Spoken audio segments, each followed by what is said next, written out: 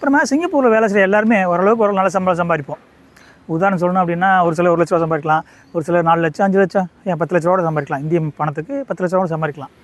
ஆனால் இருந்தாலுமே எல்லாருமே புலம்பிட்டு இருக்க ஒரு விஷயம் என்னென்னா, நம்ம எத்தனை லட்சம் சம்பாதிச்சோம் பணத்தை சேவ் பண்ண முடியல, மிச்சம் பண்ண முடியல அப்படின்னு எல்லாருமே புலம்புறதை நம்ம பார்க்குறோம். ஏன் மிச்சம் பண்ண முடியல அப்படின்னு பார்ப்போம். இப்போ சிங்கப்பூரை பொறுத்தளவுக்கு 2 டைப்பான மக்கள் இருப்பாங்க. எப்படின்னா ஒன்று நல்லா சம்பாரித்து நல்லா செலவு பண்ணுற ஒரு குரூப் இருக்கும். இன்னொருத்தர் வந்துட்டு கம்மியாக சம்பளம் வாங்கிட்டு கம்மியாக செலவு பண்ணுற குரூப் இருப்பாங்க.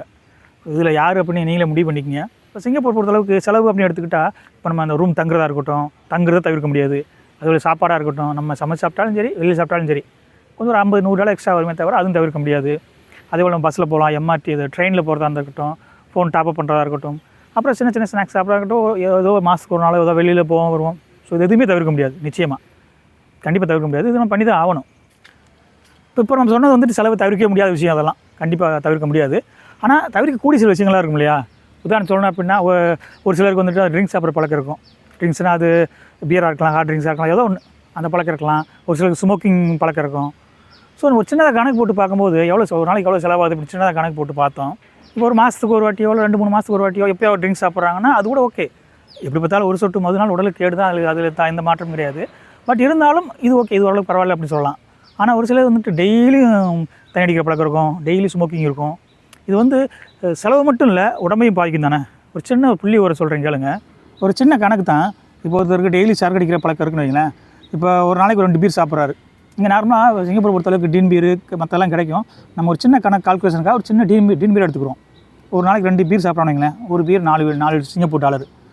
அதாவது வேறு பிராண்டில் வேறு ரேட் அதிகமாக இருக்கும், நம்ம கம்மியான ரேட் தான் போடுறோம். ஸோ சரியா? ஸோ $1 அதாவது ஒரு பீர் வந்துட்டு $4 சிங்கப்பூர் டாலர். ஸோ 2 சாப்பிட்றான்னு கணக்கு வைங்களேன்.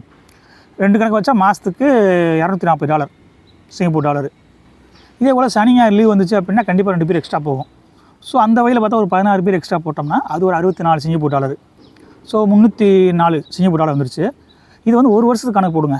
304 × 12 போட்டோம் அப்படின்னா 3648 ஒரு வருஷத்துக்கு. இதே ஒரு 10 வருஷமாக கணக்கு போடுங்க.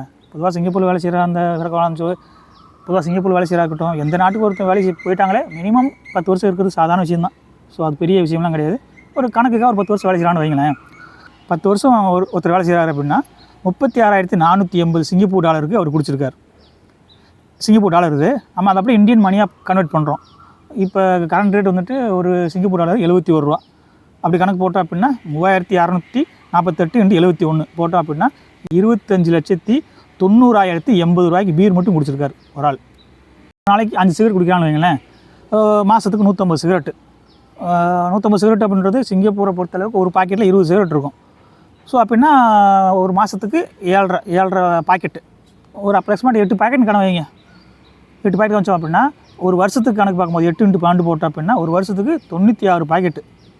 இதையும் அதேமாதிரி 10 வருஷத்துக்கு கணக்கு போட்டோம் அப்படின்னா 960 பாக்கெட்டு குடிச்சிருக்காரு அவர். ஸோ ஒரு பாக்கெட்டு 960, ஒரு பாக்கெட் வந்துட்டு 14 ரூபா போடுங்க. 14 இருக்குது 18 என்னென்ன இருக்குன்னு சொல்கிறாங்க.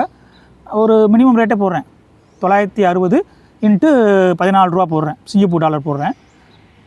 அது எவ்வளோ பணம் வரும் அப்படின்னா 13,440 ரூபா வரும் சிங்கப்பூர் டாலர். இதை அப்படியே நம்ம இந்தியன் மணியாக கன்வெர்ட் பண்ணுறோம். 13,440 × 71 ரூபா. ஸோ டோட்டல் வந்துட்டு 9,54,240 ரூபாய்க்கு சிகரெட் குடிச்சிருக்காரு அவர். ஸோ இப்போ ரெண்டையும் மொத்தமாக கணக்கு போட்டு பார்ப்போம். பியர் வந்துட்டு ஏற்கனவே பியர் குடிச்சது 25,90,080 ரூபா. இப்போ அந்த ஸ்மோக்கிங் அந்த சிகரெட்டு வழியில் 9,54,240 ரூபா. இது ரெண்டையும் டோட்டல் போட்டோம் அப்படின்னா 35,44,320 ரூபாய்க்கு இந்தியன் ரூபாய்க்கு சிகரெட்டு அப்புறம் அந்த பியர் அப்படி குடித்து அழிச்சிருக்காங்க. இப்போ கூட நம்ம சொல்கிறது என்ன அப்படின்னா இந்த 35,44,320 ரூபாய் அப்படி முழுசு சேவ் பண்ணுங்கன்னு சொல்லலை. ஏன்னா இப்போ இருக்க காலகட்டத்தில் அது சாத்தியமும் கிடையாது, அது சாத்தியம் இல்லை, அதான் உண்மையும் கூட. ஸோ குறைஞ்சது ஒரு 20 லட்ச ரூபாய் மிச்சம் பண்ண முடியல அப்படின்னு என்ன அர்த்தம்? அளவோடு குடிங்கன்னு அர்த்தம். திருமந்திரத்தை சொல்லுவாங்க இல்லையா, உடம்பை வளையத்தேன் உயிர் வளையத்தேன் அப்படின்னு சொல்லிட்டு. நம்ம என்ன தான் கோடி வரை சம்பாரிச்சு லட்சக்கணக்கு சம்பாரிச்சாலும் சரி, கோடி கணக்கில் சம்பாரிச்சாலும் சரி, உடம்பு இல்லைன்னா ஒட்டு மொத்தம் எல்லாம் காலி இல்லையா? ஸோ நம்ம இவ்வளோ நேரம் போட்டது கணக்கு புள்ளி வரம் போட்டது இவ்வளோ செலவாகுதுன்னு சொன்னோம். செலவு மட்டும் இல்லை, உடம்பும் போகுது.